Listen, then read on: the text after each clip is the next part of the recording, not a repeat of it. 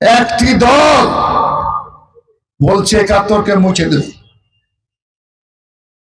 আজকে সত্যিকার অর্থে নির্বাচন হচ্ছে স্বাধীনতার পক্ষে আর স্বাধীনতার বিপক্ষে শক্তির মধ্যে। তারা তো বলবেই ৭১ সালে আল-শামস এই রাজাকার বাহিনী, এই জামাতের বাহিনী, তারা কিন্তু বাংলাদেশের বিরুদ্ধে ছিল। আপনারা সবাই জানেন। কাজে আমি বলতে চাচ্ছি উপস্থিত ভাই ও বোনেরা, আমরা যারা স্বাধীনতার পক্ষে শক্তি, এদেশের স্বাধীনতাকে রক্ষা করার জন্য ৭১ মুক্তিযুদ্ধের চেতনাকে বাঁচাবার জন্য আমরা সবাই আজকে দৃঢ়তার সাথে শপথ গ্রহণ করতে হবে যে এই আল-শামস বাহিনীকে আমরা পরাজিত করব ইনশাআল্লাহ। আমি মনে করি উপস্থিত ভাইরা আমার, কি বলবা, তারা যেভাবে বাড়াবাড়ি করছে আজকে আপনার চোখের সামনে দেখলেন। আজকে হাওয়া উঠে গেছে ধানের শীষের পক্ষে, এই জন্য এদের মাথা খারাপ হয়ে গেছে। আমি পরিষ্কার ভাবে বলতে চাচ্ছি, অতিষ্ঠ হয়ে লাভ নাই, কোন লাভ নাই অতিষ্ঠ হয়ে।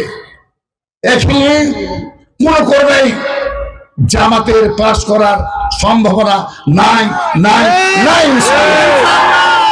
আমি আপনাদের সামনে, আপনারা আমাকে জানেন আপনারা, আমি কিন্তু ফাউল কথা বলি না। আমার 4 ছেলে মেয়ে নাই, বয়স আবার 78, 79 প্রায় হতে যাচ্ছে। আমার নিজের জন্য আমার কিছু দরকার নাই, আমার ফ্যামিলির জন্য দরকার নেই। তারা স্ট্যাবলিশ। কোথায় টাকা পাচ্ছে তারা বলতে পারেন? এ টাকা মিসকিনের টাকা, গরিব মানুষের টাকা, চিটিং এর টাকা। তারা বলছে বিএনপি চাঁদাবাজি করে। বাস্তবে এটা দেখেন তো, কি দেখছেন? আমাদের এমপি, আওয়ামী লীগের এমপি রাব্বানী 5 তারিখে তার বাড়ি থেকে, তার গোডাউন থেকে 5-6 কোটি টাকার মালামাল লুট হয়ে গেছে। কারা লুট করেছে? এরা কারা?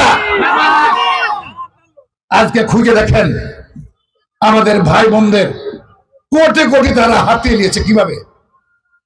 এনজিওর মাধ্যমে। এই এনজিওর মালিক কারা? সব পালিয়ে আছে টাকা লুট করে, হারিয়ে আছে তারা। আরে এনজিও মানে জামাতের এনজিও এখানে।